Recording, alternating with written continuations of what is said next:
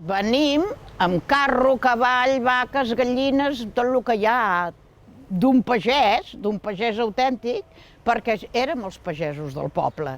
Quan vàrem arribar aquí, vàrem ser els pagesos. Però els fills ja anàvem en bicicleta, De moment, als camps ens dediquem.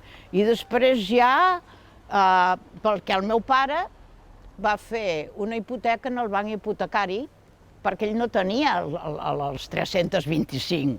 Ell tenia les 300, que també devia haver sigut intel·ligent. No eren llogaters, eren parcers que anàvem a mitges de la zona seca, de la zona molla. Bueno, la residència d'Ione recollia, teníem turistes més aviat alemans i suïssos alemans.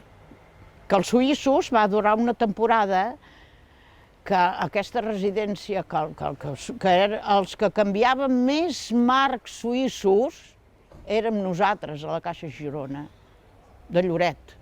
O sigui que remenàvem. Després vaig tenir els xòfers, que ja hi havia la Can Carbó fet, i teníem aquí els autocars. Potser tu havies vist autocars per aquí.